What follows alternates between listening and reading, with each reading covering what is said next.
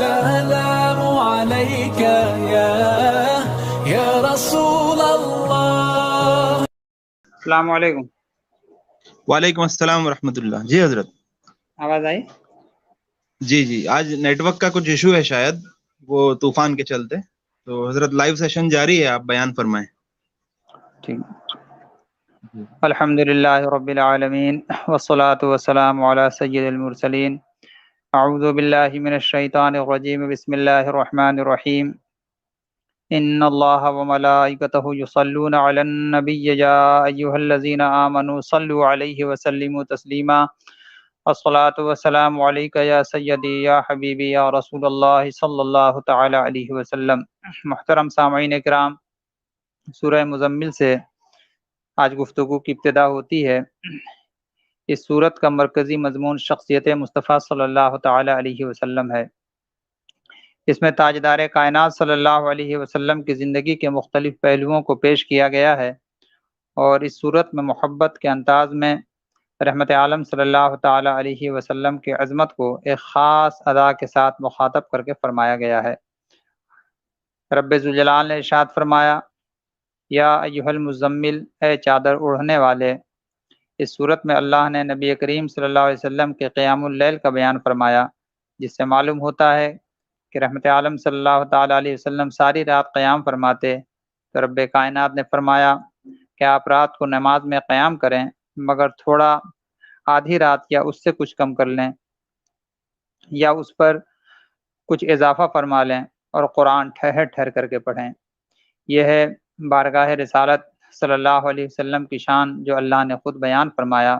اللہ نے یہ بھی فرمایا کہ رات کو اٹھنا نفس پر سخت بھاری ہے اور کلام کو درست رکھنے والا ہے. نیز فرمایا آپ اپنے رب کے نام کا ذکر کرتے رہیں اور سب سے منقطع ہو کر اسی کے ہو کر کے رہیں. پھر فرمایا آپ کا رب جانتا ہے کہ آپ کبھی 2/3 رات کے قریب قیام کرتے ہیں، اور کبھی آدھی رات اور کبھی تہائی رات، اور آپ کے ساتھ صحابہ کی ایک جماعت بھی مصروف عبادت ہوتی ہے.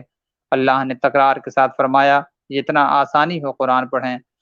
اس میں دراصل دعوت اللہ اور تبلیغ دین کا کام انجام دینے والوں کو اللہ تبارک و تعالیٰ نے اپنے پیارے حبیب کے ذریعے پیغام دیا کہ دن بھر کی جد و جہد میں تاثیر پیدا کرنے کے لیے شب بیداری اور قیام اللیل بہت ضروری ہے، اور رات کے نماز میں تلاوت قرآن کی اثر انگیزی مسلم ہے. راتوں کا یہ قیام روحانی تربیت میں بڑا مؤثر ثابت ہوتا ہے.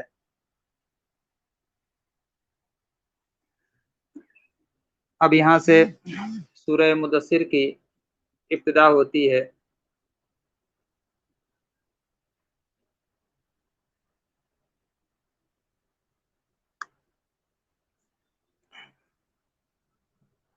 حضرات مکرم، اب یہاں سے سورہ مدثر کی گفتگو شروع کی جاتی ہے.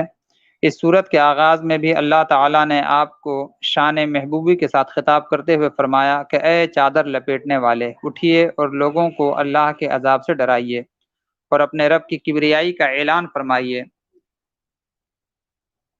ایک روز صحابی رسول حضرت زرارہ بن ابی اوفی رضی اللہ تعالیٰ عنہ صبح کی نماز پڑھاتے ہیں، اور جب اس آیت کریمہ پر پہنچتے ہیں فَإِذَا نُقِرَ فِي النَّاقُورِ فَذَلِكَ يَوْمَئِذٍ یوم عسیر، پھر جب سور پھونکا جائے گا تو وہ دن بہت ہی سخت ہوگا. آپ بے ہوش ہو کر کے گر پڑتے ہیں اور اللہ کے خوف سے کانپنے لگتے ہیں، اور اسی حالت میں آپ کی روح آپ کے جسم سے نکل جاتی ہے. یہ ہے اللہ والوں کا اللہ تبارک و تعالیٰ کے خوف کا عالم، کہ ان کے دل میں اللہ تبارک و تعالیٰ کا کس قدر خوف تھا. حضرات مکرم، یہ اللہ کا خوف وہ عظیم دولت ہے کہ کاش ہمارے قلوب کو بھی یہ خوف حاصل ہو جائے، اور اس کا ثمرہ دنیا میں یہ ہے کہ جو اللہ سے ڈرتا ہے پھر وہ تمام مخلوقات سے بے خوف ہو جایا کرتا ہے. اللہ تبارک و تعالیٰ نے یہاں پر یہ بھی بیان فرمایا کہ جہنمیوں سے پوچھا جائے گا تو کہ تمہیں کس سبب جہنم میں ڈال دیا گیا، تو جواب میں 4 سبب بیان کریں گے. پہلا یہ کہ ہم نماز پڑھنے والوں میں سے نہ تھے. دوسرا یہ کہ ہم مسکین کو کھانا نہیں کھلاتے تھے. تیسرا یہ کہ ہم بیہودہ کاموں میں مشغول رہتے. اور کج بحثی اور گمراہی کی حمایت میں بڑھ چڑھ کر کے حصہ لیتے تھے۔ چوتھا یہ کہ ہم قیامت کے دن کو جھٹلاتے تھے، پھر اسی حالت میں ہماری موت آ گئی اور ہم جہنم میں پھینک دیے گئے۔ اس سے سبق ملتا ہے کہ اہل ایمان اور جنت کے طلبگاروں کو چاہیے کہ وہ سنجیدگی سے اپنا محاسبہ کریں کہ ان کے اندر کوئی مذکورہ بالا جہنمیوں کی عادت میں سے کوئی عادت تو نہیں پائی جاتی۔ پھر سورت کے اختتام اس پر ہوتا ہے کہ یہ قرآن ایک نصیحت ہے، جو چاہے آگے بڑھ کر کے اس سے نصیحت حاصل کرے۔ یہیں سے سورہ قیامہ کی ابتدا ہوتی ہے۔ یہ آیت دراصل ان لوگوں کی تردید میں اتری جو قیامت کی انکاری اور آخرت کے منکر تھے۔ اللہ نے قسمیں کھا کر انسان کو اس خام خیالی کو دور کیا کہ تمہیں بوسیدہ ہڈیوں اور بکھرے ہوئے اجزاء کو جمع کر کے دوبارہ انسان کو وجود میں لانے کی بات سمجھ میں نہیں آتی، جس میں انسانی میں انگلی کے جو پورے ہوتے ہیں اور وہ جو تمہارے نشانات اور شناخت کا بہترین ذریعہ ہے، ہم تو ان پوروں کو بھی دوبارہ ترتیب دے کر کے پیدا کرنے کی طاقت رکھتے ہیں۔ حضرات مکرم، یہاں پر مقام میں فکر ہے، اس وقت پوری دنیا میں فنگر پرنٹ کا سسٹم ہے، اور یہ ہر شخص جانتا ہے کہ اللہ تبارک و تعالی نے ہمارے فنگر کی لکیروں میں اس طرح ترتیب دی ہے، بلکہ ہر ایک انسان کے فنگر کی ترتیب یہ ہے کہ چاہے ایک ہی گھر کا بچہ کیوں نہ ہو، مگر دو بچوں کے فنگر پرنٹ ایک جیسے نہیں ہو سکتے ہیں۔ دنیا کے اندر کروڑوں کی تعداد میں انسان موجود ہیں، مگر ایک کا فنگر پرنٹ دوسرے کے فنگر پرنٹ کے مطابق نہیں ہے۔ اربوں خربوں دنیا میں لوگ پیدا ہوئے، نہ جانے کتنے چلے گئے، مگر سب کے فنگر پرنٹ جدا جدا ہیں۔ اللہ تبارک و تعالیٰ کی اس میں ایک عظیم قدرت ہے، اور اللہ کی عظمت کی ایک عظیم یہ نشانی ہے۔ کاش کہ اس میں لوگ غور کرتے۔ آج قرآن کی عظمت کو اس حوالے سے بھی سمجھا جا سکتا ہے کہ دنیا آج فنگر پرنٹ کے اس علم تک پہنچی ہے، مگر قرآن نے آج سے 1450 سال پہلے اس فکر کو بیان کر کے دنیا میں حقانیت کو واضح فرما دیا ہے۔ اللہ تبارک و تعالیٰ نے اگلی آیات میں بیان کیا کہ انسان پوچھتا ہے کہ قیامت کب آئے گی۔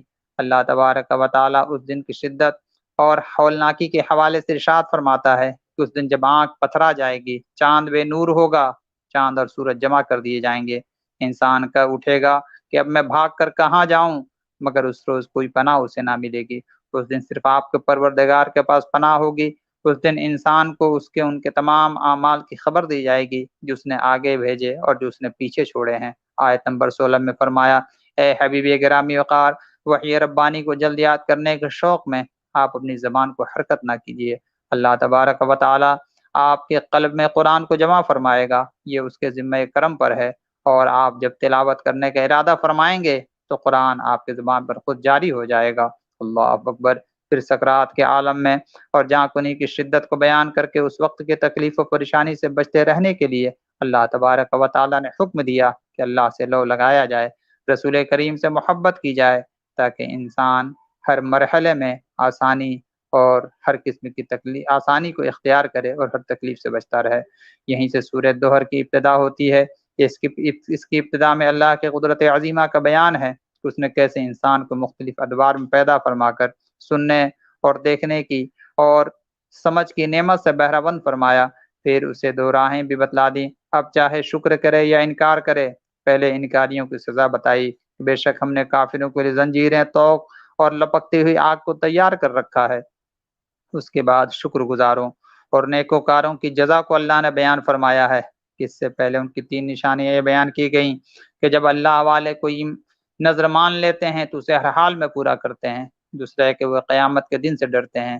تیسری چیز کہ وہ محض اللہ کی رضا کے لیے مسکینوں، یتیموں اور قیدیوں کو کھانا کھلاتے ہیں۔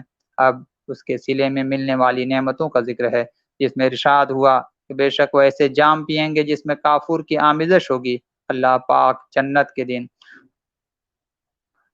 ان کو ہر قسم کے اللہ پاک اہل جنت کو اس دن کے ہر شر سے بچائے گا، اور ان کے چہرے کی شادابی اور راحت دیکھنے جیسی ہوگی، اور ان کے صبر کا بدلہ جنت دیا جائے گا، اور انہیں ریشمی لباس پہنایا جائے گا۔ اس جنت میں وہ اونچی مسندوں پر ٹیک لگائے بیٹھے ہوں گے، اور ان کو سورج کی تپش کا سامنا نہیں کرنا پڑے گا، اور نہ ہی انہیں شدت سردی کا احساس ہوگا۔ جنت کے درختوں کے سائے ان پر جھکے ہوں گے، اور اس کے پھل ان کے بالکل قریب کر دیے جائیں گے۔ ان کے سامنے چاندی کے برتنوں اور شیشوں کے پیالے ہوں گے، اور اس دن وہ شیشے بھی ایسے ہوں گے جو چاندی سے بنے ہوں گے، جن کو نہایت موزوں انداز میں بھرا گیا ہوگا، جنت میں انہیں ایک ایسا بھی جام پلایا جائے گا جس میں ادرک کی آمیزش ہوگی۔ ان کی خدمت کے لیے ہمیشہ خوشنما خدام گھومتے رہیں گے۔ آپ جب انہیں دیکھیں گے تو ایسے لگیں گے جیسے وہ موتیوں کے دانے ہوں۔ آپ جدھر بھی نظر دوڑائیں گے نعمتیں ہی نعمتیں اور بہت بڑی بادشاہت کو پائیں گے۔ اہل جنت کو بالائی پوشاک، سبز اور ریشمی کپڑے پہنائے جائیں گے اور انہیں چاندی کے کنگن پہنائے جائیں گے، اور ان کا رب ان کو پاکیزہ شراب پلائے گا، اور یہ سب ان کی نیکیوں کا بدلہ ہے، اور اللہ تبارک و تعالیٰ نے ان کی محنت کا ان کو ثمرہ عطا فرمایا ہے۔ اور پھر جو ہے یہیں سے اس صورت کی تکمیل ہوتی ہے اور سورہ مرسلات کی ابتدا ہوتی ہے۔ اس صورت کے شروع میں آثار قیامت کا ذکر ہے اور بار بار تکرار کے ساتھ بتایا گیا کہ اس دن قیامت کو جھٹلانے والوں کے لیے ہلاکت ہے۔ پھر قیامت کی منظر کشی کی گئی، ہر چیز اپنی تاثیر کھو دے گی اور اجزائے ترکیبی چھوڑ بیٹھے گی۔ علاوہ ازیں یہ صورت مجرمین سابقین کا ذکر کرتی ہے جنہیں اللہ نے تباہ و برباد کر کے رکھ دیا، اور مخاطبین سے سوال کرتی ہے، کیا ہم نے تم کو حقیر پانی سے پیدا نہیں کیا ہے، پھر مختلف مراحل سے گزار کر خوبصورت انسان بنا دیا۔ ایک مرتبہ کسی نے حضرت امام شافعی علیہ رحمہ کے سامنے یہ آیت پڑھی کہ ھذا یوم لا ینطقون ولا یؤذن لهم فیعتذرون، یعنی یہ ایسا دن ہے کہ وہ اس میں بول بھی نہ سکیں گے اور نہ ہی انہیں اجازت دی جائے گی کہ وہ معذرت کر سکیں۔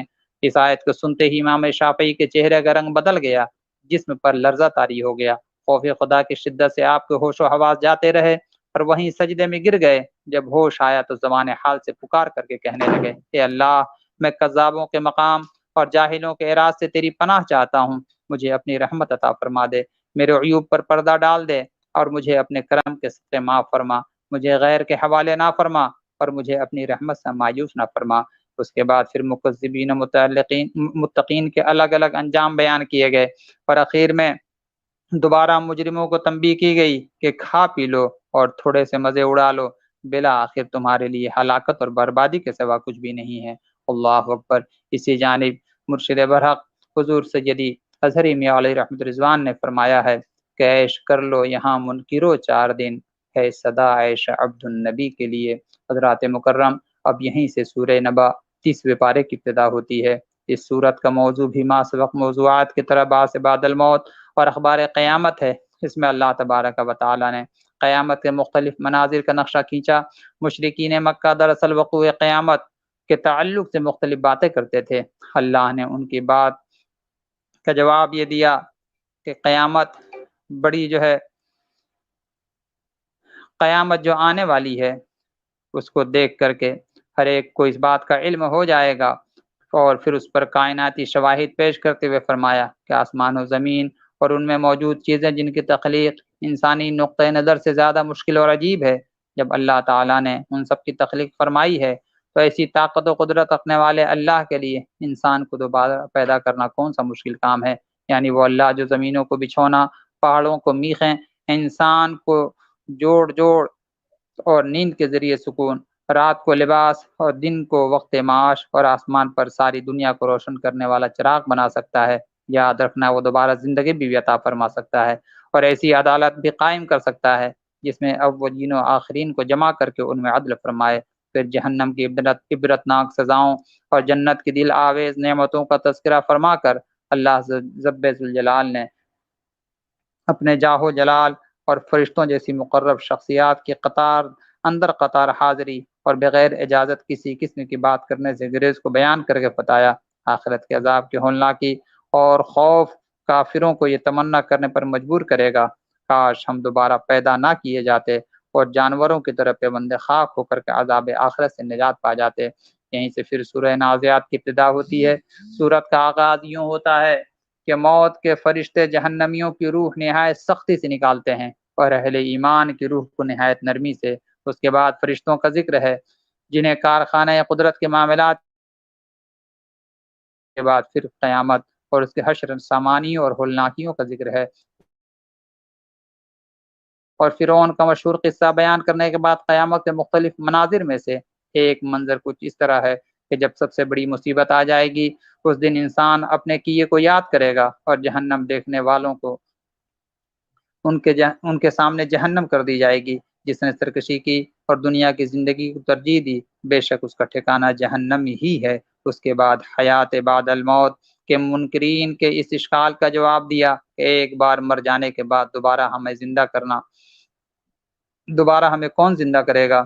اللہ نے فرمایا زمین اور آسمان اور جو کچھ اس کے درمیان ہے کی تخلیق کا حوالہ دے کر فرمایا ذرا بتاؤ دوبارہ پیدا کرنا دشوار ہے یہ اتنے بڑے نظام کائنات کو قائم کرنا جو تمہارے سامنے موجود ہے؟ اخیر میں بتایا گیا کفار و مشرکین جو دنیاوی زندگی ہی کو سب کچھ سمجھ بیٹھے ہیں، جب وہ قیامت کو دیکھیں گے تو اس کی طوالہ سے ایسا معلوم ہوگا کہ وہ دنیا میں بس ایک شام یا صبح کا کچھ حصہ گزار کر کے آئے ہیں۔ اللہ اکبر۔ اور پھر یہیں سے سورہ عبس کی ابتدا ہوتی ہے۔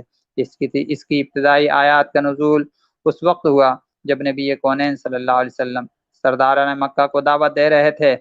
آپ کے پیارے صحابی حضرت عبداللہ ابن مکتوم حضرت عبداللہ ابن ام مکتوم آپ کی خدمت میں حاضر ہوئے۔ تاجدار کائنات صلی اللہ علیہ وسلم کو اس وقت ان کا آنا پسند نہ ہوا۔ اللہ تبارک و تعالی نے حبیب مکرم علیہ الصلوۃ والتسلیم پر وحی بھیجی کہ آپ سرداران مکہ سے گفتگو کر رہے ہیں، اور جب ہمارا بندہ آپ کی بارگاہ میں گیا تو آپ نے اس کو اپنے نظر کرم سے دور کر دیا۔ اے محبوب، یہ قرآن کریم تو سراپا نصیحت کا پیغام ہے، آپ اپنی امت پر نظر کرم کیجئے اور میرے بندوں کو اپنے کرم سے محروم نہ کیجئے۔ اللہ اکبر۔ اللہ کے پیارے حبیب علیہ الصلوۃ والتسلیم نے اس کے بعد حضرت عبداللہ ابن ام مکتوم کو کبھی بھی اپنی بارگاہ میں اپنے نظر کرم سے محروم نہ کیا، اور اللہ تبارک و تعالی نے یہاں پر فاسق و فاجر اور اسلام کے احکام سے دوری اختیار کرنے والوں کے لیے وعیدیں سنائی ہیں۔ اور پھر سورہ تکویر کی ابتدا ہو جاتی ہے۔ اس صورت میں بھی اللہ تبارک و تعالی نے قیامت کے مختلف مناظر کا نقشہ کھینچا ہے۔ قیامت کے دن سورج کو لپیٹا جائے گا، ستارے بے نور ہو جائیں گے، پہاڑ چلائے جائیں گے، 10 ماہ کی حاملہ اونٹنیاں بیکار چھوڑ دی جائیں گی، یعنی دنیا کی مال و دولت کی قدر ختم ہو جائے گی، وحشی جانور جمع کیے جائیں گے، سمندروں میں آگ بھڑکا دی جائے گی، زندہ درگور کی گئی لڑکیوں سے پوچھا جائے گا وہ کس گناہ کے سبب دنیا میں قتل کی گئیں، اعمال نامے پھیلائے جائیں گے، آسمان کھولا جائے گا اور جہنم بھڑکا دی جائے گی، جنت قریب کی جائے گی، تب ہر شخص جان لے گا کہ وہ کیا ذخیرہ عمل لے کر کے بارگاہ الہی میں حاضر ہوا ہے۔ پھر قرآن کریم اللہ رب العزت سے چل کر حضور صلی اللہ تعالی علیہ وسلم تک پہنچنے کے تمام مراحل انتہائی محفوظ اور قابل اعتماد ہونے کو بیان کر کے واضح کیا۔ یہ دنیا جہان کے لیے بلا کسی تفریق و امتیاز کے اپنے دامن میں نصیحت اور ہدایت کا پیغام لیے ہوئے حضرت عمر رضی اللہ تعالی عنہ کے بارے میں ہے کہ آپ جب اس آیت کریمہ وَإِذَا الصُّحُفُ نُشِرَتْ جب اعمال نامہ کھولے جائیں گے، آپ جب اس پر پہنچے تو بے ہوش ہو کر کے گر پڑے اور بہت دیر تک زمین پر تڑپتے رہے۔ حضرات مکرم، ان باتوں کو خاص طور سے میں آپ کے سامنے اس لیے رکھتا ہوں کہ قرآن کو صرف یوں ہی پڑھ کر کے گزر جانا یہ کمال نہیں ہے، بلکہ قرآن سے حقیقی نصیحت لے کر اور ان آیات کریمہ کو یہ سوچ کر کے پڑھیں کہ یہ خاص اللہ تبارک و تعالیٰ نے میرے لیے نازل فرمایا ہے۔ آپ جب اپنے آپ کو اس فرمان کا مخاطب سمجھیں گے تو پھر آپ کے دل پر اثر ہوگا، اور پھر اللہ کی بارگاہ میں پیشی کا آپ کے دل میں خیال آئے گا، اور یہی در حقیقت اللہ کا خوف ہے کہ بندہ اللہ کے خوف سے ڈرتا رہے کہ مجھے اب کے رب کے بارگاہ میں پیش ہونا ہے۔ حضرات مکرم، یہیں سے سورہ انفطار کی ہم ابتدا کرتے ہیں۔ اس صورت میں تقریباً گزشتہ صورتوں کے مضامین یعنی آثار قیامت اور احوال قیامت کا بیان ہے۔ پھر محبت آمیز انداز میں انسانوں کو بتایا گیا، اے انسان، تجھے آخر کس چیز نے اپنے پروردگار سے دھوکے میں رکھا ہے؟ اس کے احسانات کو تو نے کیسے فراموش کر دیا؟ تو نے کیسی معصیت کی جانب توجہ کی اور ناشکر پن پر اتر آیا؟ پھر اس بات کو بھی صراحت سے بیان کیا گیا، اللہ نے ہر بندے کے نامہ اعمال کو لکھنے کے لیے فرشتہ مقرر کر رکھا ہے جنہیں کرامن کاتبین کہتے ہیں، اور جو ان کے تمام اعمال کے ریکارڈ اپنے پاس محفوظ کر رہے ہیں۔ لہٰذا ہمیں چاہیے کہ ہم اپنے قول و عمل میں بھرپور احتیاط برتیں اور تول کر کے بولیں، کیونکہ ہم میں سے بعض لوگوں کا معاملہ یہ ہے کہ انہیں توڑ کر بولنا یا پھر بول کر کے تولنا بھی نہیں آتا ہے۔ اس کے بعد معرکہ خیر و شر، دو مقابل قوتوں کا تذکرہ کر کے بتایا گیا۔ شر کی قوت فجار اور نافرمانوں کے روپ میں جہنم کے ایندھن بننے سے بچ نہ سکیں گی، جبکہ ہر چیز کی قوت ابرار و فرمانبرداروں کے شکل میں جنت اور اس کی نعمتوں کا مستحق قرار پائیں گے۔ روایتوں میں آتا ہے کہ جب حضرت امام حسن بصری علیہ رحمۃ رضوان اور بڑے بڑے اکابر اولیاء درج ذیل آیت پر پہنچے کہ ان الابرار لفی نعیم و ان الفجار لفی جحیم، بے شک نیکوں کا بدلہ جنت ہے اور بے شک بدکار دوزخ میں ہوں گے۔ تو آپ رو پڑتے تھے۔ یوں ہی حضرت عبداللہ ابن مبارک رضی اللہ تعالیٰ عنہ جب اس آیت پر پہنچتے تھے تو آپ بھی بے اختیار روتے تھے۔ ایک مرتبہ اسے پڑھتے پڑھتے بے ہوش ہو گئے، اور جب ہوش آیا تو آپ فرماتے تھے معلوم نہیں ہمارا شمار کن لوگوں میں ہوگا۔ اللہ اکبر۔ سورہ مطففین کی اب یہاں سے ہم شروعات کرتے ہیں۔ ناپ تول میں کمی ورنے والوں کو مطفف کہا جاتا ہے۔ اس سے ہر وہ شخص مراد ہے جو دوسروں کا حق مارتا ہے اور اپنے فرائض منصبی سے غافل ہے۔ ابتدائی آیات میں بتایا گیا ناپ تول میں کمی کرنے والوں کے لیے شدید عذاب ہے۔ جب وہ لوگ دوسروں سے لیتے ہیں تو پورا پورا لیتے ہیں، اور جب دوسروں کو دینا ہوتا ہے تو اس میں کمی کر دیتے ہیں یا ڈنڈی مارتے ہیں۔ یعنی یہ لوگ اپنے مفاد پر تو کامل توجہ رکھتے ہیں اور دوسروں کے حقوق کی دھجیاں اڑاتے ہیں۔ مزید فرمایا کافروں کا نامہ اعمال سجین میں ہے، جو کہ مہر لگایا ہوا صحیفہ ہے۔ یہ لوگ قیامت کو جھٹلاتے ہیں اور آیات الہی کو پچھلی قوموں کے قصے اور کہانی قرار دیتے ہیں۔ اللہ نے فرمایا ان کے کرتوتوں کے سبب ان کے دل کو زنگ آلود کیا ہے اور یہ آخرت میں اپنے رب کے دیدار سے محروم رہیں گے۔ ساتھ ہی فرمایا نیکوکاروں کا صحیفہ اعمال علیین میں ہوگا۔ یہ بھی ایک مہربند صحیفہ ہے جس پر اللہ کے مقرب بندے گواہ ہیں۔ مزید فرمایا نیکوکار جنت کی نعمتوں میں راحت میں ہوں گے اور ان کے چہرے تر و تازہ ہوں گے۔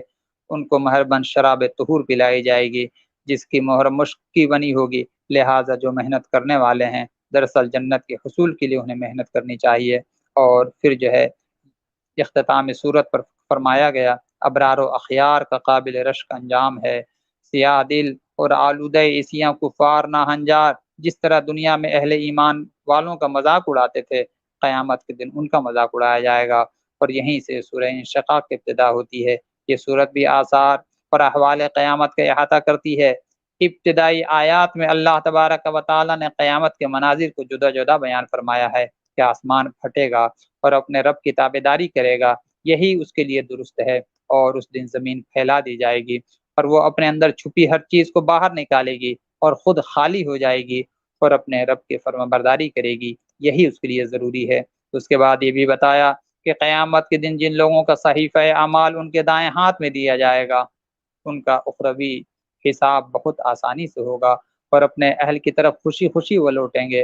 اور جن لوگوں کا جو ہے نامہ اعمال بائیں ہاتھ میں ہوگا انہی کے لیے ہلاکت و تباہی ہے۔ اس وقت وہ کہیں گے کاش ہمیں موت آ جاتی، لیکن اب کہاں، وہ پہلے ہی اپنے اہل میں پہنچیں گے اور جہنم کی بھڑکتی ہوئی آنکھ میں جھونک دیے جائیں گے۔ اس سے بس وہی لوگ بچ سکیں گے جو ایمان اور اعمال صالحہ پر کاربند ہوں گے، اور ایسوں کے لیے ان کے رب کی طرف سے کبھی منقطع نہ ہونے والا اجر و ثواب ہے۔ حضرات مکرم، وقت ہوتا تو میں اجر و ثواب پر ایک جو ہے عظیم نقطہ آپ کے سامنے رکھتا۔ بس اتنا یاد رکھیں دنیا والے آپ کے کام کے بدلے میں جو پیسہ دیتے ہیں مہینے میں انہوں نے دے دیا، اس کے بعد نہ آپ کی محنت ان کے پاس کوئی صلہ نہیں ہے۔ مگر جب اللہ آپ کے محنت کا قیامت کے دن صلہ عطا کرے گا تو وہ رب ذوالجلال ایسا نہیں ہے کہ ایک بار آپ کا صلہ دے دیا اور پھر اس کے بعد ختم نہیں، بلکہ جس طرح جنت میں ہمیشہ ہمیشہ رہنا ہے، اللہ تبارک و تعالیٰ کے فضل و کرم کا سلسلہ بھی یوں ہی جاری رہے گا اور اس کا فضل اور اس کا انعام کبھی کم نہیں ہوگا۔ اللہ تبارک و تعالیٰ ہمیں جنتیوں میں شمار فرمائے تاکہ ہم اپنے رب کا فضل اور اپنے رب کا کرم ہمیشہ ہمیشہ حاصل کرتے رہیں۔ حضرات مکرم، سورہ بروج کی یہیں سے ابتدا ہوتی ہے۔ اس صورت میں اللہ تبارک و تعالیٰ نے بیان فرمایا اللہ عزیز و حمید پر ایمان لانے کی پاداش میں اصحاب اخدود کو کس طرح قتل کیا گیا۔ انہیں خندق کھود کر بھڑکتی آگ میں ڈال دیا گیا، لیکن واہ ایمان کی چاشنی کہ وہ لوگ مرتے مر گئے مگر ایمان سے دستبردار نہ ہوئے۔ حضرات مکرم، یہ مشہور واقعہ ہے، کبھی وقت ملا گا تو اس پر گفتگو کروں گا۔ آج کے دور میں بھی آپ دیکھیں کہ ایمان لانے کے پاداش میں ہر طرف آج اہل ایمان کو کس قدر جو ہے مشقتوں کا سامنا ہے۔ فلسطین والوں پر آگ برسائی جا رہی ہے، اہل شام پر میزائل داغے جا رہے ہیں اور انہیں ایک بھڑکتی ہوئی آگ یعنی کہ بم کے حوالے کر دیا جا رہا ہے، اور کس طرح وہ آج ہلاکت بظاہر دنیا والوں کی نظر میں ہلاکت کے جانب جا رہے ہیں۔ نوجوان، بوڑھے، بچے، خواتین حضرات آج کس طرح جو ہے مسلسل جو ہے پریشانی میں مبتلا ہیں۔ آگ ہی آگ مسلمانوں پر برسائی جا رہی ہے، اور یہ آج سے نہیں कोई निस्फ सदी से ज़्यादा हो चुका है और मुसलमान आज भी उसी परेशानी में हैं। मगर कुर्बान जाइए उन अहले ईमान पर जो मौत को गले तो लगा लेते हैं मगर अल्लाह और उसके रसूल की मोहब्बत का कभी दामन नहीं छोड़ते हैं। अल्लाह तबारक व तआला ने इसके बाद फरमाया कि इन जालिमों का अंजाम बहुत ही बुरा होगा। अल्लाह तबारक व तआला जिस काम का इरादा फरमाता है वो ज़रूर हो करके रहता है। और फिर अल्लाह तबारक व तआला ने खैर व शर की क़ुव्वतों के अंजाम को ज़िक्र फरमाया। अल्लाह तबारक व तआला ने फरमाया कि अल्लाह की ताकत व क़ुव्वत और मोहब्बत व मग़फ़िरत और जलाल व अज़मत को बयान करने के बाद अल्लाह ने फरमाया मुजरिमों पर जो अल्लाह का हाथ होगा वो बहुत ही मजबूत हाथ होगा। और फिर फ़िरऔन और समूद की हलाकत को बयान करके बताया कि जब अल्लाह की पकड़ होती है तो नहायत सख्त होती है और फिर किसी मुजरिम के लिए कोई राह फरार नहीं होता है। सूरह तारीख तो फिर यहीं से शुरू की जाती है। इस सूरत का मरकजी मजमून भी बास बादल मौत के हक़ाइक़ हैं। चुनाचे सितारों की कसम खा करके बताया गया जिस तरह निज़ाम शमसी में सितारे एक महफूज व मुंज़बित निज़ाम के पाबंद हैं उसी तरह इंसानों की और उनके अमाल की हिफाजत के लिए भी फरिश्ते मुतअय्यन हैं। फिर इंसान को उसके मादा तख्लीक और कैफियत तख्लीक की जानिब मुतवज्जह करने के बाद फरमाया जब इंसान अदालत इलाहिया के रूबरू खड़ा होगा उसके पोशीदा राज को जाहिर किया जाएगा। उस दिन हर कोई बेकस और बेबस होगा। ये कुरान हकीम हक़ व बातिल में इम्तियाज पैदा करने वाली किताब है। काफिर साजिशें कर रहे हैं, अल्लाह उनका तोड़ कर रहा है, लिहाजा उन्हें कुछ मोहलत दे दें। ये लोग अल्लाह से बचकर जा ही कहाँ सकते हैं। यहीं से सूरह आला की इब्तिदा होती है। इब्तिदा में अल्लाह ताला के हर ऐब व कमजोरी से पाक होने के ऐलान के साथ साथ उसकी कुदरत कामिला और इंसानों पर उसके इनाम व इनायात का तज़किरा है। वजाहत ये की गई कि अल्लाह ताला नबी अलैहिस्सलातु व तस्लीम को बराह रास्त ऐसी तालीम देता है जिसमें कोई भूल नहीं है, कोई निस्यान की गुंजाइश नहीं है। अलबत्ता अगर अल्लाह किसी मरहले पर कुरान पाक के किसी हिस्से को मनसूख करना चाहे तो आपके जहन से महव फरमा दे। आखिर में फरमाया जिसने अपने नफ्स की इस्लाह करके अपने बातिन को साफ कर लिया और अपने रब का नाम लेकर फिर नमाज पढ़ी वही कामयाब हुआ। असल ज़िंदगी आखिरत की ज़िंदगी है। यही पैगाम पहले सहीफ़ों इब्राहीम और मूसा अलैहिमुस्सलातु व तस्लीम के सहीफ़ों में मज़कूर है और यहीं से सूरह गाशिया की इब्तिदा होती है। इस सूरत में अल्लाह ने जहन्नम और जन्नत के बाज़ मनाज़िर का जिक्र किया कि उस दिन कुछ चेहरे ज़िल्लत से सियाह हो जाएंगे और वो मेहनत से चूर होंगे और वो गरम गरम आग में दाखिल होंगे। उन्हें एक खोलते हुए पानी का चश्मा पिलाया जाएगा और उनका खाना जरी की झाड़ी के सिवा कुछ ना होगा। वो उन्हें मोटा करेगी और ना ही उससे उनको उनकी भूख दूर होगी। उस दिन कुछ चेहरों पर नेमतों के असरात जाहिर होंगे, वो अपनी कोशिशों पर राजी होंगे और वो ऊंची जन्नतों में होंगे। उसमें कोई लग बात ना सुनेंगे, उसमें चश्मे रवा होंगे, उसमें ऊंचे तख्त होंगे और कतार में लगे अगाव तकिए और उम्दा बिछौने होंगे। फिर तौहीद बारी ताला के कुछ तकवीन दलाइल को अल्लाह ने पेश किया है जिनमें से एक है अजीबुल खिलकत जानवर यानी कि ऊँट जिसे सहराई जहाज भी कहा जाता है। उसके बाद हुजूर कायनात सल्लल्लाहु अलैहि वसल्लम को इंसानियत के लिए याद दहानी और नसीहत कराने का हुक्म है कि आपके ज़िम्मे सिर्फ नसीहत करना है। फिर उनका मामला और हिसाब किताब आप हम पर छोड़ दें। हज़रत इब्न अबी हातिम रज़ी अल्लाह अन्हु से रिवायत है हुजूर करीम सल्लल्लाहु अलैहि वसल्लम रात की तारीकियों में उठ करके सहाबा को ढूंढते और उनकी खबर लेते कि वो रात की तारीकियों में क्या कर रहे हैं। हज़रात मुकर्रम और फिर अल्लाह तबारक व तआला ने सहाबा किराम के उन दुआओं का जिक्र किया है कि वो अपने मालिक व मौला को हुजूर किस तरह रोते और गिड़गिड़ाते हैं। चुनाचे उस दौरान आपके कानों में किसी दरवाजे के पीछे से एक बूढ़ी खातून की क़िरात सुनने की आवाज़ आई। जब रहमत आलम सल्लल्लाहु अलैहि वसल्लम अपने गुलामों को ढूंढने के लिए रात की तन्हाई में निकले, एक बूढ़ी औरत पढ़ रही हैं हल अताका हदीसुल गाशिया, क्या तुझे हर चीज़ पर छा जाने वाली क़यामत की कोई खबर पहुंची है। वो बूढ़ी सहाबी हज़ारों कतार रोती हैं और ये आयत करीमा दोहराती हैं। रसूल गिरामी वक़ार सल्लल्लाहु अलैहि वसल्लम अपना सर मुबारक दरवाजे से लगा देते हैं और खुद भी आप रोने लगते हैं। फरमाते हैं ना मतानी, हाय ए बूढ़ी औरत मुझे वो खबर पहुंच गई है, मुझे वो खबर पहुंच गई है। हज़रात मुकर्रम ज़रा आप गौर करें, इन नसीहत वाली बातों को मैंने बार बार आपके सामने रखा है। आप सोचें कि अल्लाह तबारक व तआला ने हमें क़ुव्वत दी है, अल्लाह ने हमें जिस्मानी एतबार से मजबूत बनाया है, मगर उसके बावजूद हमारा आज क्या मामला है। आज अल्लाह तबारक व तआला की नेमतें हमारे साथ हर कदम पर हैं, मगर खौफ इलाही का दूर दूर तक पता नहीं है।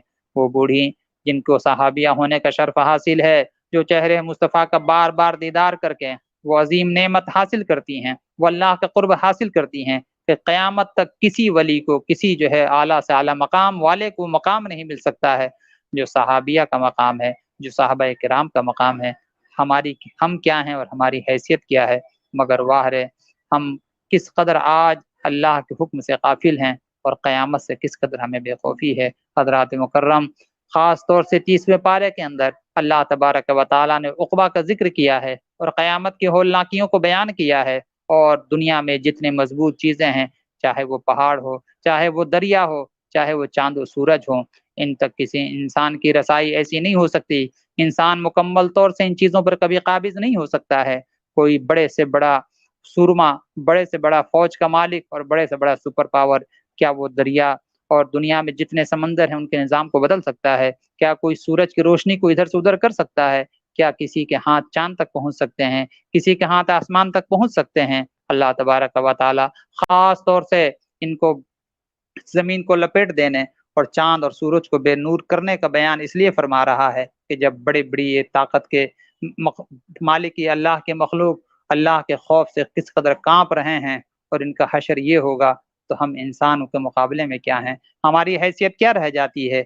ہم اپنے آخرت پر غور کریں اور پھر اس کے بعد اس آخرت میں کامیاب ہونے کے لیے آج ہی سے محنت کریں۔ حضرات مکرم، سورہ فجر کی اب یہاں سے ابتدا ہوتی ہے۔ اللہ تبارک و تعالیٰ نے 5 قسمیں کھا کر بیان فرمایا کہ کافروں کی گرفت اور ان کو جو ہے عذاب کیا جائے گا، اور اس واقعے پر واقعاتی شواہد کو پیش کیا۔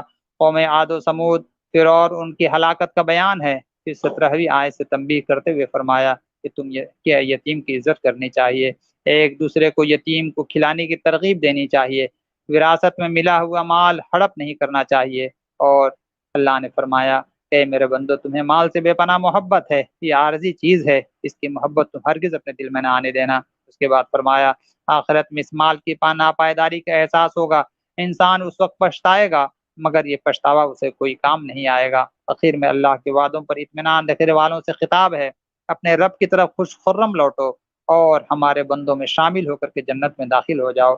سورہ بلد کی اب یہاں سے ابتدا ہوتی ہے۔ سورت کا آغاز اللہ کے شہر مکہ کے قسم کھانے سے شروع ہوتا ہے، جس کی وجہ سے اس شہر میں سید عالم صلی اللہ تعالی علیہ وسلم رہائش پذیر ہیں، تو اللہ اس جو ہے شہر پاک کی قسم کھاتا ہے۔ اس میں توقیر مصطفیٰ بھی ہے کہ اللہ پاک اگر قسم کھائے تو شہر مکہ کی کھائے، اور اس لیے کھائے کہ اس میں سید عالم صلی اللہ علیہ وسلم جلوہ گر ہیں اور یہاں کی فضاؤں میں خرام ناز فرماتے ہیں۔ پھر والد اور اولاد کی قسم اٹھانے کے بعد فرمایا انسان مشقت اور تکالیف کے مراحل سے گزرنے والا ہے، نیکی کا راستہ اختیار کرے، اور مشقت آتی ہے انسان کے لیے، بدی کا راستہ اختیار کرنے سے منع کیا گیا، مگر نیکی اور بدی کے راستے میں فرق یہ ہے کہ اللہ تبارک و تعالیٰ نیکی کی راہوں میں مشقت اٹھانے والوں کے لیے اجر و ثواب عطا فرماتا ہے، جبکہ بدی کے راہ میں مشقت اٹھانے والوں کو ثواب کے بجائے عذاب دیا جائے گا۔ اگلی آیات میں اللہ سبحانہ و تعالیٰ کے احسانات بے پایہ کا بیان ہے کہ ہم نے انسان کو دیکھنے کے لیے 2 آنکھیں عطا کی ہیں، بولنے کے لیے زبان دیا ہے، ہونٹ عطا کیے، نیکی اور بدی کا شعور عطا کیا۔ پھر قیامت کے شدائد و مصائب کا تذکرہ ہے، جن سے ایمان اور عمل صالح کے علاوہ کوئی چیز جو ہے چھٹکارا نہیں دلا سکتی ہے۔ سورہ شمس کی اب یہیں سے ابتدا ہوتی ہے۔ اس سورت کی ابتدا میں تمہید کے طور پر انسان کے نفس سمیت تکوینی مخلوقات میں سے 7 چیزوں کی قسم کھائی گئی ہے۔ بتایا گیا کہ اللہ نے ہر انسان کو نیکی اور بدی میں تمیز کا شعور الہام کیا ہے، سو جس نے اپنے نفس کو پاک اور طاہر رکھا وہ کامیاب ہوا، اور جو گناہوں کے دلدل میں پھنس کر کے ناپاک اور آلودہ ہو گیا، اللہ تبارک و تعالیٰ نے اس کے لیے ناکامیابی کی عذاب سنایا ہے۔ اس کے بعد حضرت صالح علیہ السلام اور ان کی ناپار قوم کے سیاہ کرتوت کا تذکرہ، جس کی تفصیل ما قبل بھی گزر چکی ہے۔ اس قوم کو جب عذاب الہی نے اپنے لپیٹ میں لیا، کوئی ایک شخص بھی نہ بچا۔ اللہ فرماتا ہے ہمارا یہی طریقہ ہے، ہم جب کسی کو ہلاک کرتے ہیں تو اس کے نتائج اور عواقب سے اسے نہیں ڈراتے۔ حضرات مکرم، سورہ لیل کی ابتدا ہوتی ہے۔ اس سورت کی ابتدا میں بتایا گیا کہ انسان کی جد و جہد 2 مختلف سمتوں میں جاری رہتی ہے۔ ایک طبقہ وہ ہے کہ اللہ کے عطا کردہ مال میں سے اللہ کی راہ میں خرچ کرتا ہے، تقوی پر کار بند رہتا ہے اور نیک باتوں کی تصدیق کرتا ہے، تو ہم اس کے لیے آسانی یعنی کہ جنت تک رسائی کی منزل آسان کر دیا کرتے ہیں۔ دوسرا طبقہ وہ ہے جو اللہ کے دیے ہوئے مال میں سے بخل کرتا ہے اور بخل کی وجہ سے مال خرچ نہیں کرتا، دولت کی فراوانی میں مست ہو کر اللہ سے بے پرواہ ہو جاتا ہے، نیک باتوں کو جھٹلاتا ہے، تو اس کے لیے ہم مشکل منزل یعنی کہ دوزخ کا راستہ آسان کر دیتے ہیں۔ لیکن یہ نافرمان نہیں سوچتا، جب جہنم کے گڑھے میں گرے گا تو بخل سے بچا ہوا مال اسے کوئی کام نہیں آئے گا۔ آخری آیت میں فرمایا نارے جہنم سے وہی بچے گا جو کسی کے احسان کا بدلہ چکانے کے لیے نہیں بلکہ اپنے رب کی رضا کے لیے اپنے مال کو اللہ کی راہ میں خرچ کرے گا اور اپنے قلب کو بخل اور حرص و ہوس سے پاک رکھے گا۔ اللہ اکبر۔ حضرات مکرم، جمہور مفسرین کے مطابق یہ آیات حضرت سیدنا صدیق اکبر کے شان میں نازل ہوئی، جن کا مال جہاد کی تیاری، سرور کائنات علیہ السلام کی نصرت اور آپ کے غلاموں کو غیروں کے غلامی سے خرید کر آزاد کرنے پر خرچ ہوا، جو قبول اسلام کی وجہ سے ظلم و ستم کا نشانہ بنے ہوئے تھے۔ یہیں سے سورہ ضحیٰ کی ابتدا ہوتی ہے۔ یہ سورت سید عالم صلی اللہ علیہ وسلم کی عظمت، جلالت شان کے بیان میں اس وقت نازل ہوئی جب وحی کچھ دیر کے لیے رک گئی، جس کے باعث رسول گرامی وقار صلی اللہ علیہ وسلم کچھ مغموم ہوئے۔ اس وقت ابو جہل کی بیوی ام جمیل نے رحمت عالم صلی اللہ تعالی علیہ وسلم پر زبانی تیر چھوڑے، پیارے آقا صلی اللہ علیہ وسلم کے قلب پاک کو تکلیف پہنچائی کہ اللہ تبارک و تعالی نے رحمت عالم صلی اللہ تعالی علیہ وسلم کو چھوڑ دیا ہے۔ اس پر اللہ تبارک و تعالی نے ارشاد فرمایا اور قسم کھا کر کے فرمایا کہ جس طرح دن کے ساتھ اجالا ایک حقیقت ہے، اور حقیقت یہ ہے کہ دن اجالے سے جدا نہیں ہوتا، رات کے ساتھ اندھیرا یہ بھی حقیقت ہے، اور یہ بھی حقیقت ہے کہ کبھی اندھیرا اور رات ایک دوسرے سے جدا نہیں ہوتے۔ یہ بھی ناقابل تردید حقیقت ہے کہ آپ کا رب آپ کو چھوڑ دے، نہ آپ کو چھوڑا ہے اور نہ ہی کبھی آپ سے بیزار ہوا ہے۔ اس وحی کے نزول کے بعد محسن انسانیت صلی اللہ علیہ وسلم کا دل خوشی سے جھوم اٹھتا ہے اور آپ کو تکلیف دینے والوں کی زبانیں بند ہو جاتی ہیں۔ اس میں بھی آقا علیہ الصلوۃ والتسلیم کی شان ہے کہ ذات مصطفیٰ پر الزام لگانے والوں کو اللہ تبارک و تعالیٰ نے ہر دور میں جواب دیا ہے، کبھی کلام سے جواب دیا ہے اور کبھی اللہ نے عذاب کو نازل کر کے جواب دیا ہے۔ اس صورت کے ساتھ بھی آیات کا ترجمہ کرتے وقت بہت سے اہل علم فکری لغزش کا شکار ہوئے، اور صرف یہی ایک آیت نہیں بلکہ قرآن مجید کی متعدد آیات جن میں مقام الوہیت اور مقام رسالت کا پاس نہ رکھا گیا، جن کے باعث امت میں تفرقہ و انتشار پیدا ہوا۔ وقت ہوتا تو ان لوگوں کے تراجم کو میں آپ کے سامنے پیش کرتا جس سے آپ سمجھ جاتے کہ قرآن کا ترجمہ کرنا یہ کمال نہیں ہے، مقصد قرآن کو واضح کرنا یہ کمال ہے۔ یہاں پر میں آپ سے عرض کر دوں، صرف اتنا ہی آپ سماعت کر لیں۔ اللہ تبارک و تعالی نے سورہ ضحیٰ میں وَوَجَدَكَ ضَالًّا فَہَدَىٰ اس آیت کریمہ کا جب ترجمہ غیروں نے کیا تو ان کی جاہلانہ اور رحمت عالم صلی اللہ علیہ وسلم کی عظمت و ناموس سے نابلدی اس بات کی غماز ہے کہ وہ یہ ترجمہ کرتے ہیں کہ رحمت عالم صلی اللہ تعالی علیہ وسلم کے تعلق سے کہ ہم نے آپ کو گمراہ پایا تو اپنی جانب راہ دی، کہیے معاذ اللہ رب العالمین۔ انبیاء کرام کی شان یہ ہے کہ نبوت کے اظہار سے پہلے بھی وہ معصوم ہیں، ان سے کوئی گناہ نہیں ہوتا، اور نبوت ملنے کے بعد بھی یا اعلان نبوت کے بعد بھی وہ معصوم ہیں، ان سے گناہ نہیں ہو سکتا، پھر بھلا وہ گمراہ کیسے ہو سکتے ہیں۔ اعلیٰ حضرت عظیم البرکت نے یہاں پر کیا ہی شاندار ترجمہ کر کے یہ بتا دیا کہ محبت رسول جس کے سینے میں ہوتا ہے وہی در حقیقت عظمت مصطفیٰ کو پہچانتا ہے اور اپنے ماننے والوں کو محبت رسول کا نور بھی دیا کرتا ہے۔ آپ فرماتے ہیں کہ اللہ نے آپ کو اپنی محبت میں خود رفتہ پایا تو اپنی جانب راہ دی۔ دیکھیں کیسے محبت سے بھرپور یہ ترجمہ ہے۔ حضرات مکرم، اللہ تبارک و تعالی ہم سب کو صحیح معنوں میں قرآن سمجھنے اور قرآن کی شان اور شوکت کیا ہے اس حوالے سے عظمت مصطفیٰ صلی اللہ علیہ وسلم کو سمجھنے کی ہمیں توفیق عطا فرمائے۔ اور پھر یہاں سے سورہ انشراح کی ابتدا ہوتی ہے۔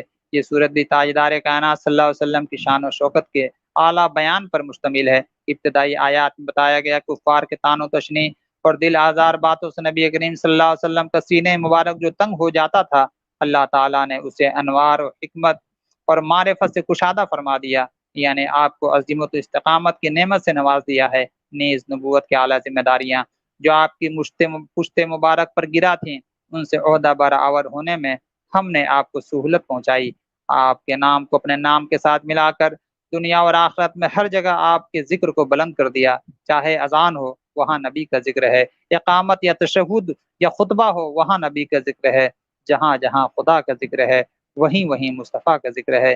کم سے کم اب بھی مخالف ہمارا عظمت مصطفیٰ صلی اللہ علیہ وسلم کو پہچاننے کی کوشش کرے۔ حضور سیدی اعلیٰ حضرت عظیم البرکت ارشاد فرماتے ہیں، فرش پہ تازہ چھیڑ چھاڑ، فرش پہ طرفہ دھوم دھام، کان جدھر لگائیے یا رسول اللہ تیری ہی داستان ہے۔ حضرات مکرم، اب سورہ 3 کی یہاں سے ابتدا ہوتی ہے۔ اس صورت میں 3 مقامات مقدسہ کی قسم کھائی کہ جس طرح طور بیت المقدس اور مکہ مکرمہ کو وحی کے ساتھ اعزاز و شرف عطا کیا گیا، اسی طرح کائنات کی تمام مخلوق میں انسان کو شاہکار قدرت بنا کر حسین و جمیل اور بہترین شکل و صورت کے اعزاز و کرام سے نوازا گیا۔ ساتھ ہی یہ بھی فرمایا گیا کہ ہم نے اسے پست سے پست تر حالت میں لوٹا دیا۔ مراد یہ ہے کہ اللہ کی بارگاہ میں تقرب اور عز و شرف کا مدار فقط انسان کی ظاہری صورت پر نہیں ہے بلکہ ایمان پر ہے اور محبت رسول پر ہے۔ سورہ علق کی یہاں سے ابتدا ہوتی ہے۔ اس سورت کی ابتدائی 5 آیات میں وحی ربانی جو غار حرا میں سید المرسلین علیہ الصلوۃ والتسلیم پر نازل ہوئی اور آپ کی نبوت کا اعلان ہوا، ان آیات مبارکہ میں جہاں پہلا حکم جو ہے حصول علم کے لیے ہے، یعنی کہ اللہ تبارک و تعالی پڑھنے کے بیان سے وحی کو نازل فرماتا ہے، یہاں سے چاہیے کہ قرآن پر ایمان رکھنے والے دنیا کے جتنے جائز علوم ہیں، جیسے کہ جادو یا ناجائز علوم ہیں، جائز علوم کو حاصل کرنا چاہیے، اور اگر اللہ اور اس کے رسول کی عظمت کو بیان کرنے کے لیے دنیاوی پڑھائی بھی اگر پڑھی جائے کہ ہم انگلش سیکھ کر کے عظمت مصطفیٰ پر پہرا دیں گے، ہم سائنس سیکھ کر کے، ٹیکنالوجی سیکھ کر کے عظمت مصطفیٰ صلی اللہ علیہ وسلم پر ہم پہرا دیں گے، بے شک وہ علم سیکھنا بھی ثواب ہے۔ اللہ تبارک و تعالی نے سورہ علق کے اندر جو ہے علم کی عظمت کو اجاگر فرمایا ہے۔ دوسری آیات میں علم حیاتیات کا تذکرہ ہے، علم اخلاقیات کا تذکرہ ہے۔ اللہ تبارک و تعالی نے یہ تمام تذکرہ فرما کر کے اپنی قدرت میں غور کرنے کا حکم فرما کر کے گویا کہ اللہ پاک اپنے بندوں کو تمام علوم سیکھنے کی جانب دعوت دے رہا ہے، مگر تمام علوم میں دین کا علم سب سے افضل اور سب سے اعلیٰ ہے۔ ہمیں چاہیے کہ دین کی بنیادی علوم کو ہم ضرور سیکھیں۔ اس کے بعد امت کے فرعون ابو جہل کی بدترین حرکت اور اس کی سرکشی اور تکبر کو اللہ نے بیان فرمایا کہ سید عالم صلی اللہ علیہ وسلم کو نماز جیسی عظیم الشان عمل کی ادائیگی سے روکنے کی وہ کوشش کرتا تھا اور آپ کو نقصان پہنچانے کی کوشش کرتا تھا۔ اللہ نے فرمایا ان قریب ہم اسے گھسیٹ کر کے جہنم میں پھینکوا دیں گے، اور یہیں سے اب سورہ قدر کی ابتدا ہوتی ہے۔ یہ سورہ قدر شب قدر کی فضیلت میں نازل ہوئی۔ شب قدر کو اللہ نے نزول قرآن کی نسبت سے مشرف فرما کر اسے 1000 مہینوں سے بہتر قرار دیا۔ گویا شب قدر کی عظمتوں کا راز نزول قرآن میں ہے اور انسانیت کے لیے پیغام ہے، اگر تمہیں بھی عظمتیں اور رفعتیں مطلوب ہیں تو قرآن کے دامن سے وابستہ ہو جاؤ۔ شب قدر کو قطعیت کے ساتھ متعین نہ فرمانے میں یہ بھی ایک حکمت ہے کہ بندوں کے ذوق اور خیر کی جستجو کا امتحان ہو، تاہم اس صورت میں ایسے قرائن موجود ہیں جو 27ویں شب کو راج قرار دیا گیا ہے۔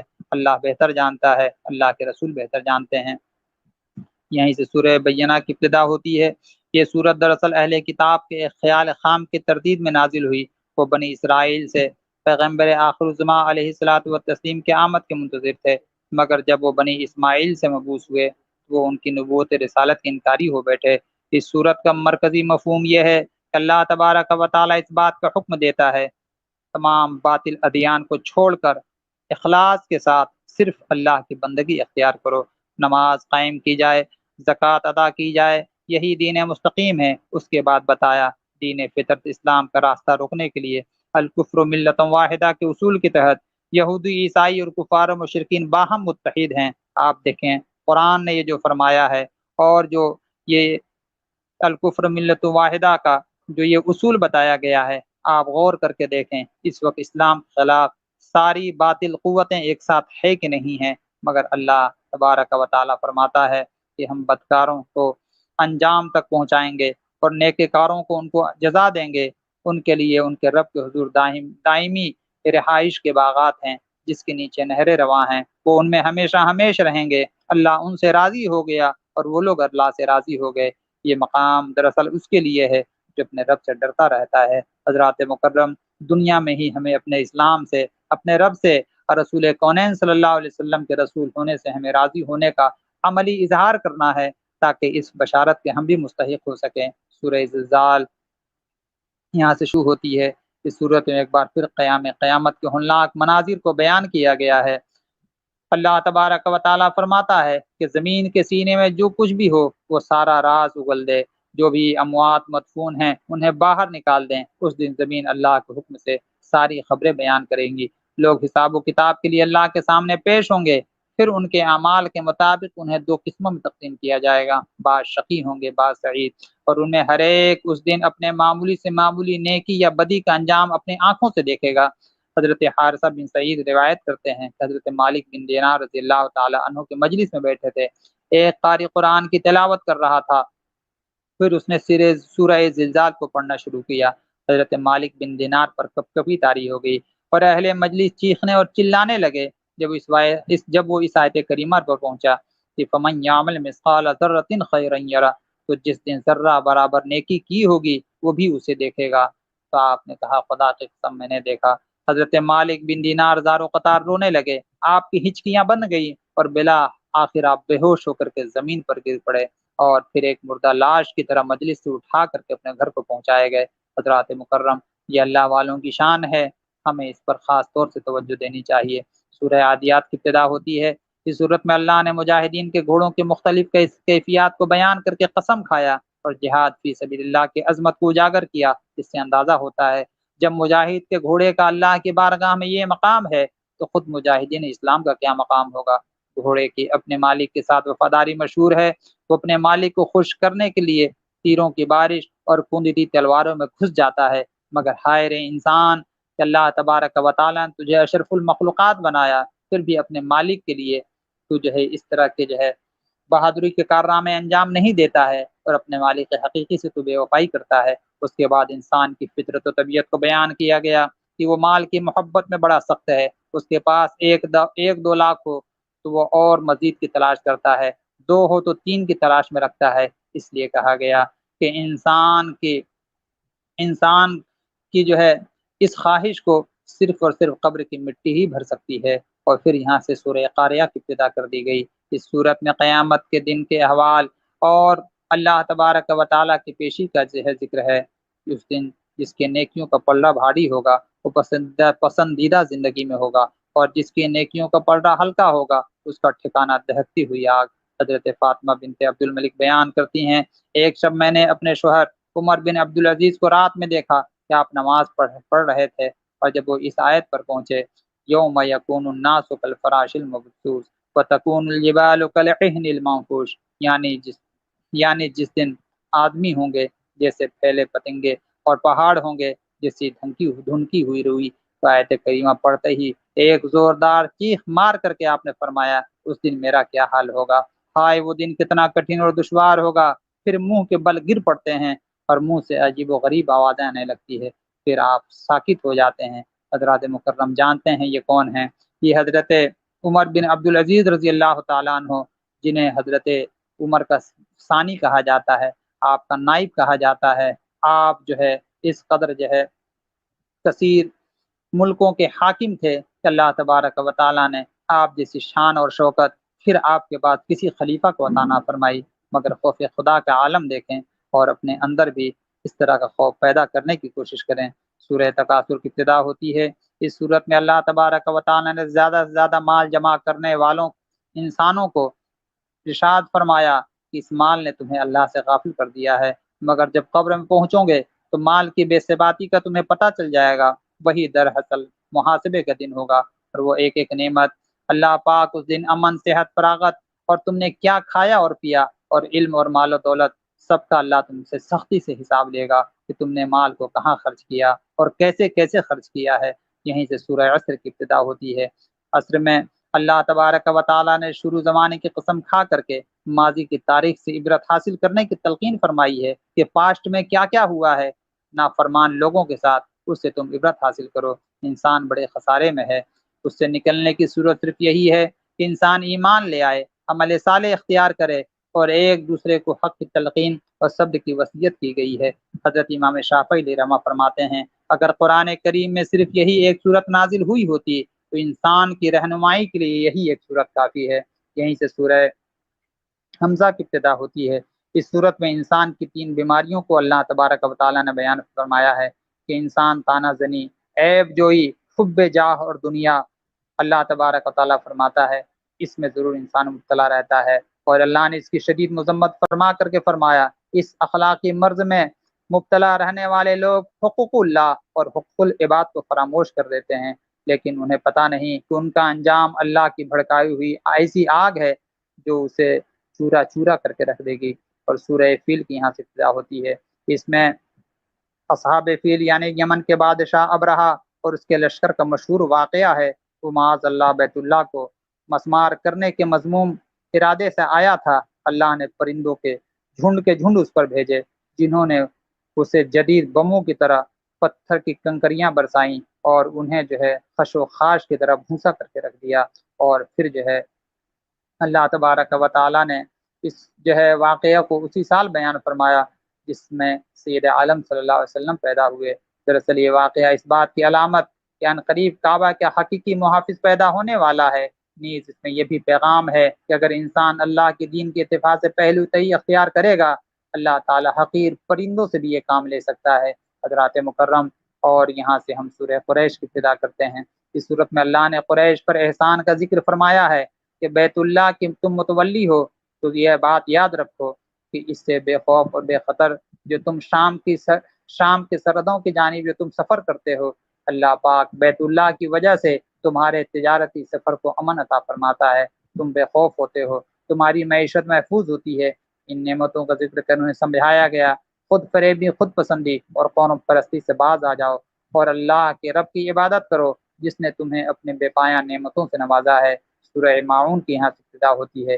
اس صورت میں اللہ نے یتیموں کے ساتھ ناروا سلوک کرنے، خدمت خلق کے کاموں سے غفلت برتنے اور مسکین کو کھانا کھلانے کی ترغیب دینے جیسی اور مسکینوں کو کھانا کھلانے کی ترغیب نہ دینے جیسے مذموم عمل کو اللہ تبارک و تعالیٰ نے قیامت کے جھٹلانے سے تعمیر کیا ہے، اور نمازوں کے ساتھ دیگر عبادات میں ریاکاری کی اللہ نے مذمت بیان فرمائی ہے۔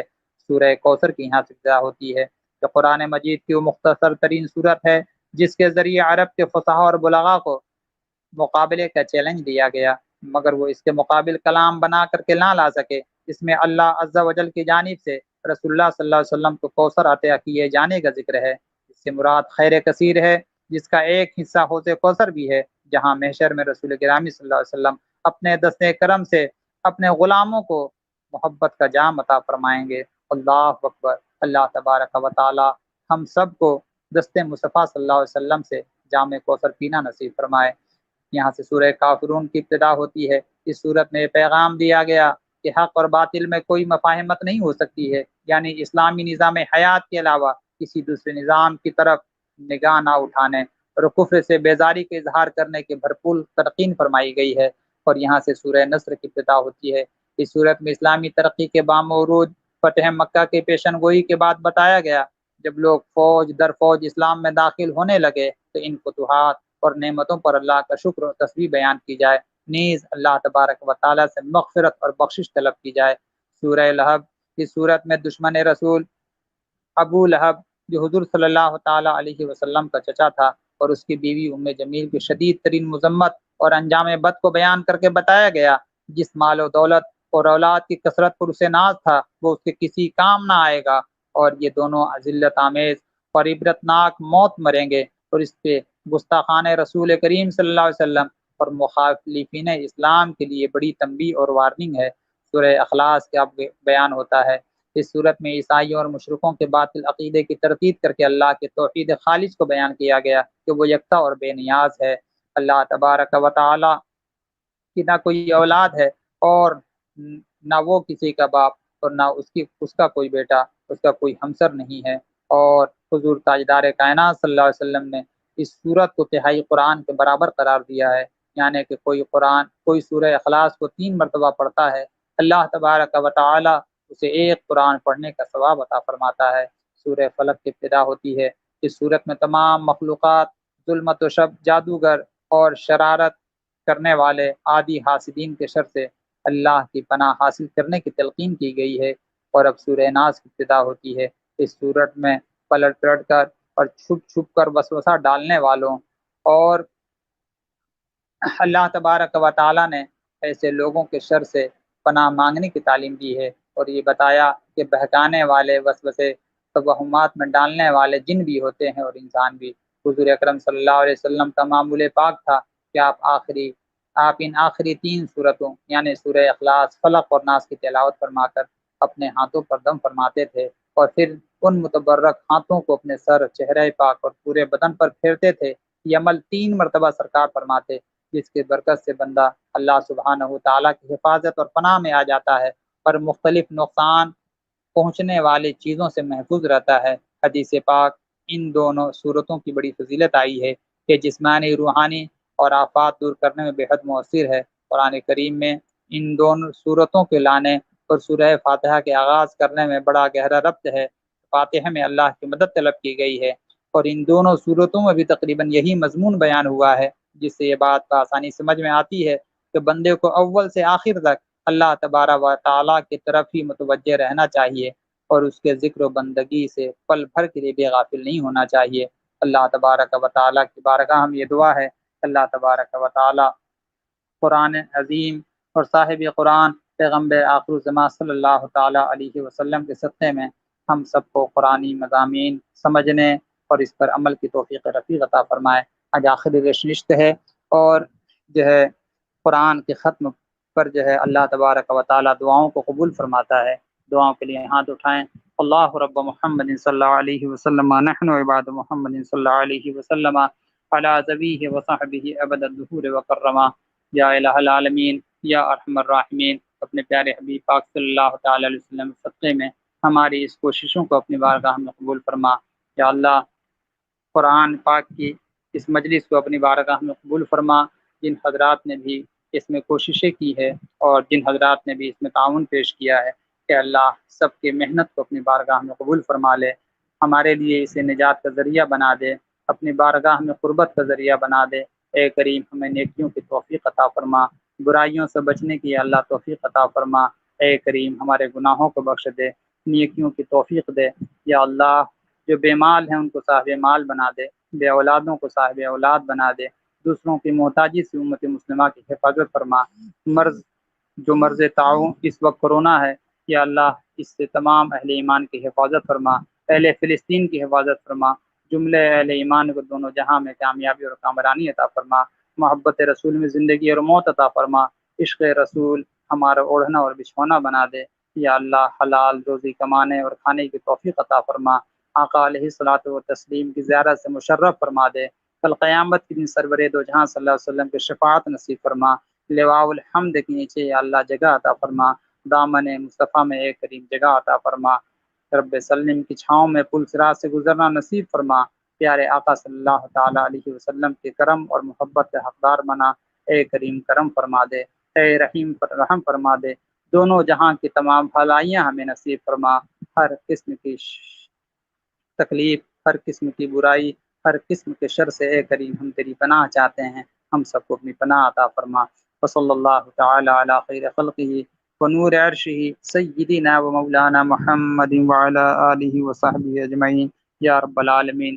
اس کے بیان میں اگر کسی قسم کی کوئی کوتاہی، کوئی کمی ہو گئی ہو، یا اللہ میں تیری بارگاہ میں دعا کرتا ہوں اور تیری بارگاہ میں توبہ کرتا ہوں، استغفر اللہ رب من کل ذنب واتوب الیہ۔ یا اللہ میری توبہ کو قبول فرما، یا اللہ میری زبان سے حق بات نکالنے کی مجھے توفیق عطا فرما، یا رب العالمین کوتاہیوں کو معاف فرما۔ اے اللہ تو اپنے فضل سے اپنے دین کی خدمت کرنے کی مجھے توفیق عطا فرما، جملہ اہل ایمان کو دونوں جہاں میں ترقی اور بلندی نصیب فرما۔ وصلی اللہ تعالی علی خیر خلقہ ونور عرشہ سیدنا و مولانا محمد و آلہ و صحبہ اجمعین برحمتک یا ارحم الراحمین۔ السلام علیکم ورحمۃ اللہ۔